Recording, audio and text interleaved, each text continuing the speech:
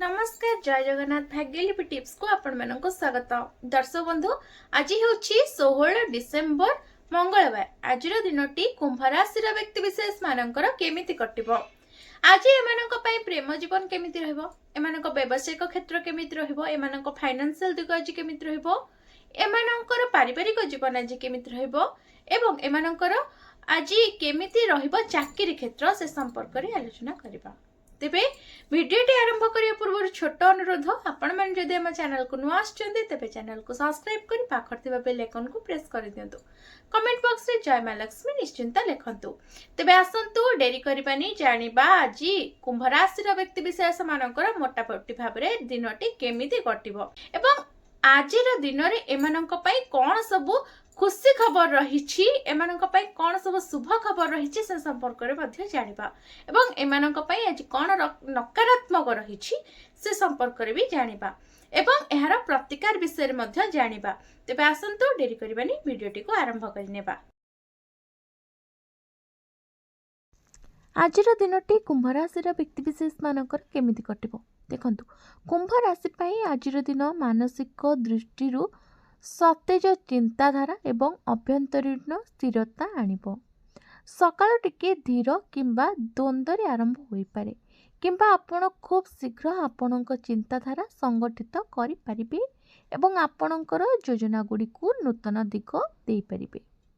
आपणकर सृजनशीलता वृद्धि पाइबो एवं आपण एक गुरुत्वपूर्ण धारणा प्रस्तुत करि परिबे। आज आपण मानकर स्वभाव स्वाधीन रहिबो। आज आपण माने काहाको मार्गदर्शन दे पारंती। आज परिस्थिति को भिन्न भावरे देखिबे एवं जे कोनसे जटिल परिस्थितिर समाधान आज आपण करि परिबे। आपणक बुझामणा एवं पर्यवेक्षण दक्षता आज विशेष भावरे दृढ़ हेबो। आज आपण शांत परिवेश रे निजको अलगा करबा को चाहि पारंती। एकाकी समय बिताइबा सकारात्मक प्रमाणित हेबो आज आपण मानक पई एवं आपणको आपणकर अंतरर स्वर सुनिबा को अनुमति मिलिबो। आपण एपरि किछि विषय रे गभीर भावरे प्रतिफलित करि पारंती जहा को आपण बहुत दिन धरि अणदेखा करि आसुथिले। आज आपण आपणक परिवार एवं सामाजिक जीवन रे अत्यंत संवेदनशील एवं संतुलित हेबे। आपणक परामर्श काहाको साहाय्य करि पारे। दिनर द्वितीयार्ध अधिक उत्साहजनक आपण मानक पई हेबो। नूतन सुजोग किंबा सूचना मध्य आज आपण मानक पई आसी पारे। आज कुंभ राशि व्यक्ति विशेष मानकर कैरियर केमिति रहबो देखंतु। आज कैरियर क्षेत्र रे कुंभ राशि पई नूतन सुजोग एवं सृजनशील शक्तिर एक उत्स आज आसीबो। आपणकर कल्पना शक्ति आज चिंताधारा एवं नूतन कार्य क्षेत्र रे समस्त को प्रभावित आपण करिवे। आपणक उपस्थित अधिकारी माने आपणकर योजना एवं परामर्श को प्रशंसा करिवे एवं से माने आपण को अधिक विश्वास करिवे। आपणक कार्य क्षेत्र रे एक नूतन प्रकल्प किंबा दायित्व दिया जाई पारे। आपणकर आभिमुख्य आधुनिक एवं व्यवहारिक हेबो एवं आपण एक भिन्न उपाय रे समस्या गुड़िकर समाधान करें।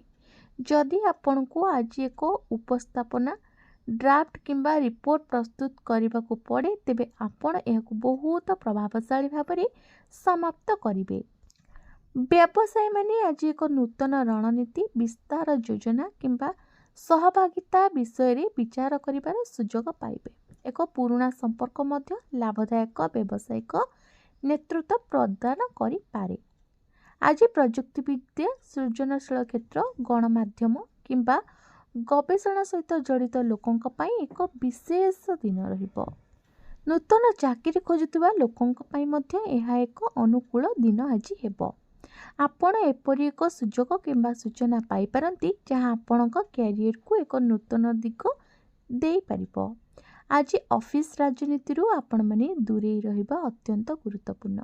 जे कोनोसी परिस्थिति रे प्रतिक्रिया देबा पूर्वरु से विषय रे समस्त तथ्य आज ग्रहण करंतु।